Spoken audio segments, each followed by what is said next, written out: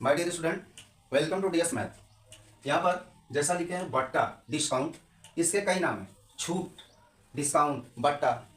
इस पर विभिन्न तरह के क्वेश्चन आते हैं जो किसी भी वनडे एग्जाम के लिए बहुत ही इंपॉर्टेंट है। जैसा कि इसमें आरपीएफ का एग्जाम होने वाला है। एक बार ध्यान से इस वीडियो को देखें। कुछ क्वेश्चन भी मैंने आपके सामने रखा है, इतने टाइप के क्वेश्चन इसमें आते हैं, इसको समझने की कोशिश करें। डिस्काउंट क्या होता है, इसमें आपको केवल 4 बिंदु को समझना है। अंकित मूल्य यानी यह जो वस्तु पर मूल्य छपा हुआ है जिसको मार्केट प्राइस कहते हैं, यह जो उस पर पैसा लिखा हुआ। दूसरा बिंदु होता है छूट का यानी बट्टा या जिसको कटौती कहेंगे तो डिस्काउंट। तीसरा पॉइंट है क्रय मूल्य का, जितने में वस्तु को वह खरीदा गया था यानी कॉस्ट प्राइस।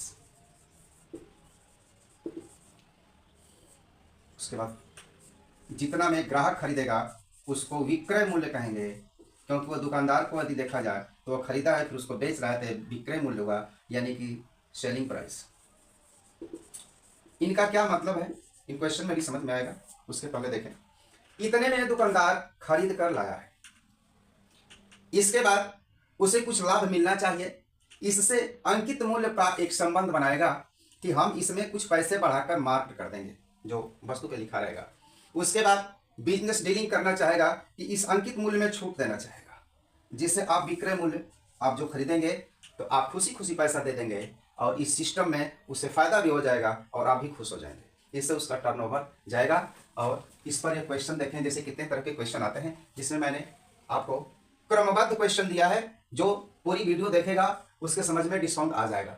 अंकित मूल्य 1100 है, इस पर 20% छूट है यानी कि मार्केट प्राइस 1100 रुपए है। 20% छूट देने के बाद कितना में बेचेगा यानी कि जो ग्राहक है कितने में उस दुकानदार से खरीदेगा। अंकित मूल्य पर उसने छूट दिया है। यह छोटी कक्षा में भी आपने पढ़ा कि इसका 20% आप निकाल लीजिए यानी कि 1100 रुपए का 20% निकाल लीजिए। बहुत ईजी है, परसेंटेज निकालना जानते हैं। 120 रुपया उन्होंने छूट दे दिया। अब कितने में बेचेंगे यानी कि सेलिंग प्राइस कितनी होगी, 1100 रुपए में से 120 रुपये घटा दीजिए, 980 रुपये। कितना आसानी से क्वेश्चन लग जाएगा। बहुत तरह के घुमावदार रूल आपको रटने की जरूरत नहीं है, सिंपली समझे होता क्या है। 25% छूट देने के बाद 600 रुपया चुकता करना पड़ता है अंकित, यानी कि जो मार्केट प्राइस है उसमें 25% छूट दे दिया गया। उसके बाद ग्राहक 600 रुपये में खरीद रहा है यानी कि ग्राहक कितना पैसा दे रहा है अंकित मूल्य का, टोटल 100% होता है। जो छूट दे रहा है उसको आप माइनस करें, 75% रुपया दे रहे हैं यानी कि यही 600 रुपया 75% के बराबर है। तो यानी आप इसको यूनिट से भी लगा सकते हैं कि 75% कितने के बराबर है, 600 रुपये के बराबर है। तो 1% कितने के बराबर है, तो 600 बटा 75 यानी कि 100% कितने के बराबर था, यानी कि कितना रुपया छपा था, तो 600 रुपये बटा 75, 100 से गुणा कर दीजिए। इसमें यूनिट भी देखो, समझ में आ गया।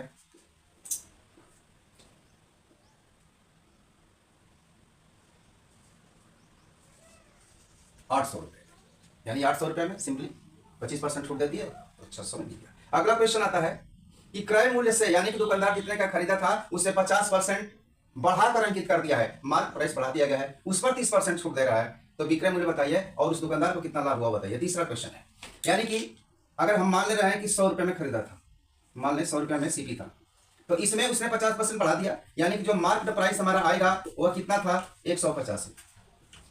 अब इसमें 30% छूट दे देगा यानी कि जो डिस्काउंट है वो कितने के बराबर है, इसका 30% यानी कि 45 रुपीज, 45 रुपये के बराबर। अब इस 45 रुपये को क्या करेंगे कि जब 120 रुपया में 45 रुपया छूट दे देंगे तो हमारा जो पैसा बचेगा यानी कि वो जितने में दुकानदार देगा तो वो सेलिंग प्राइस कितने का है, बिल्कुल फंडामेंटल फार्मूले सही लग रहे हैं। तो 150 में से 145 आपने घटा दिया 45 रुपये को, तो 105 रुपया यानी कि यही सेलिंग प्राइस है। अब 100 रुपये में खरीदे थे और 105 रुपये में बेच दिए, 5 रुपया लाभ हो गया यानी कि जो आपका प्रॉफिट है, क्योंकि इसमें प्रॉफिट पूछ रहा है तो प्रॉफिट यानी कि 5 रुपये की प्रॉफिट हो गई। जो 100 रुपये से स्टार्ट था यानी कि 5/100 इंटू 100%, यदि परसेंटेज में दिया जाए तो 5% का लाभ हो गया। अगला क्वेश्चन है, किसी भी अंकित मूल्य पर क्रमिक बट्टे दिए जाते हैं। 25% बट्टा दिया गया फिर 20% पे, तो फिर उसी तरह से आप या तो एक से मान लगा सकते हैं। सबसे बहुत आसान होता है, अगर आपको बट्टा निकालना है तो सीधे सीधे लिखेंगे कि जो एमपी यानी कि मार्केट प्राइस है वो अगर 100 रुपये है तो 100 पर मार्केट प्राइस है 25% यानी कि फर्स्ट जो डिस्काउंट दिया गया है वो 25% दिया गया है, यानी कि इसका